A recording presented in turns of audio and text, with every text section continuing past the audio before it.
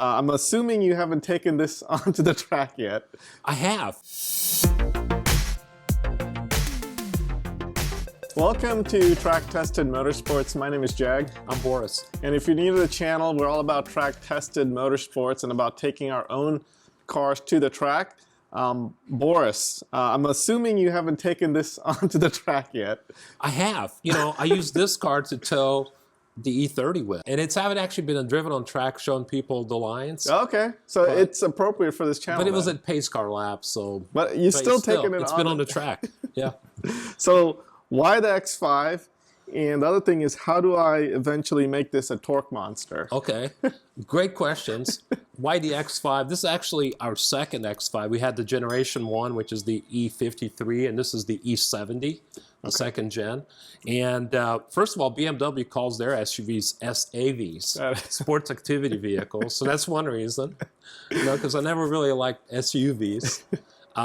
So that's one reason. But really, the more important reason is, as you know, I overanalyze everything, and so this is no different. So I spend a great deal of time analyzing the chassis dynamics of some of the more popular SUVs, because it was really my wife that wanted an SUV, and this was one of the only two produced that had a 50-50 weight distribution, static weight distribution. Yep. And so that was a plus, because I knew that would mean a little more fun on the road and a little better chassis dynamics. And then there were some other things, like, for example, the X5 gets upper control arms and lower control arms. So you have it has a double wishbone, so the wheels stay perpendicular. That helps with handling. We knew that we were going to be doing some towing with this. This has the towing package, which means that the rear is self-leveling. Okay. And then, you know, the typical BMW stuff, the seats are great, especially in this one. This has the articulated seats. And when you're in a vehicle for a long period of time, I think the seats are very, very important. The feel of the steering wheel, you know, this is the last generation with the hydraulic steering. Unfortunately, anything with the E chassis is like the ultimate one you want to buy. That's right, because E stands for engineering. Engineering, right. And then they went to the F chassis. Yeah. I won't say what that stands for, but this was replaced the F15 by the F15, which, you know, that chassis is basically the same as this, but it was removal of some things like the hydraulic steering that completely changed the feel of the vehicle. I think this was mainly like the, you know, straddled the line of luxury and sport.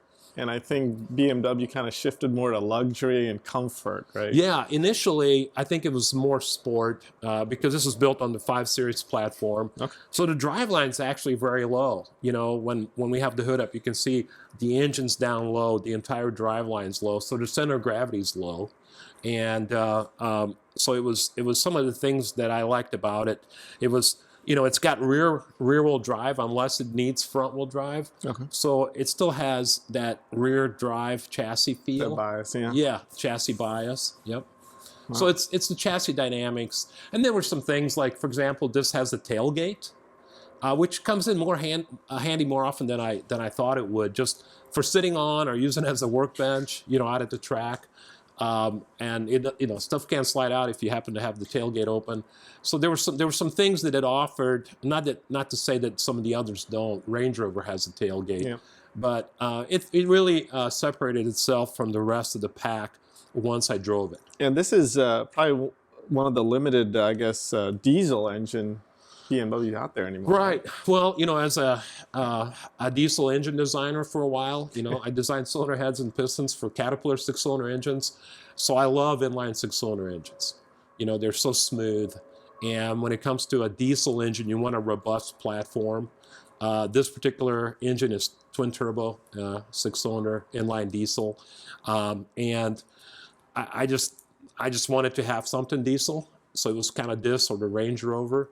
And the reliability was substantially better on the BMW, so that's why the diesel. And talking about reliability, you haven't had any issues with them. This has the DEF too for NOx and particulates. Yeah. You know, that is the only issue I've had.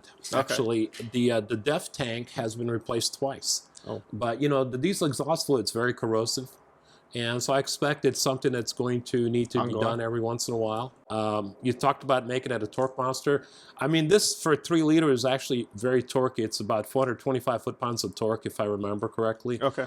Which comes in not only handy for towing, But it's fun, you know, off the line. You got all that burst of torque. Yep. But yeah, it would be easy to increase that torque, I should say, not horsepower so much, torque substantially by simply removing some of the after treatment stuff. Yeah, what does that get us to on the torque side? Well, without even having to change the turbo or the injectors, we can go from 425 to about 5.25, 550 maybe. Okay. And then a friend of mine, Charles, who went ahead and replaced the turbos and the injectors, he's about 750. And I keep thinking about his transmission, but then I checked the other day and he's got 100,000 miles more on his. This has 95,000. Oh, wow. So it's held up thus far. So apparently the transmission can handle it. But. So how does this, you know, you say you take this to the track, you tow, you know, the Helga or the E30 track car. How does this work as a towing machine? It works great. You know, unlike a pickup truck, everything that I said earlier about how it's fun to drive because it has 50-50 weight distribution and the great seats, well, that all applies to driving, pulling something. The fact that it has self-leveling suspension keeps that rear very well planted. But, you know, it's fun to drive. You know, I get out of it, my legs don't hurt, my back doesn't hurt. All those things that happen to me when I drive a pickup truck. Yeah. And so it's not as bouncy. Now, having said all of that, you do have some limitations. This can only tow about 7,500 pounds. Helga, or E30, and the trailer are around 4,500 to 5,000. And it's an open trailer, so it's practically like it's not even back there. Yeah, okay. You know, I have seen people pull an enclosed trailer. I'm sure you would feel it back there. So I wouldn't advise towing more than, you know, let's say 7,000 pounds with it. But, you know, for fairly light loads on pull or race car, it's ideal. So if somebody wanted to buy the F-Series X5, would they have to get the M version of that to get some of the feeling back? Or? Definitely. That definitely helps. Okay. Yeah. Yeah. The M gives you the ability to change the suspension settings to a firmer setting and also to feel the steering. Have you driven one of those? Yes. Okay. Yeah, and I liked it. Not as much as the M version of the E70, you know? Yeah. But like we said before we started recording this, unless you've experienced, you know, an E46, unless you've experienced an E70, then the F-Series is fine. But once you've experienced one of these older, more analog machines, and the feel you get where you're going straight down the highway or around the corner, and then you drive one of the newer ones with its, you know, electric over-boosted steering and softer suspension, yep. As enthusiasts, you will miss it. And I'm just not willing to give up the fun just yet. Maybe another decade.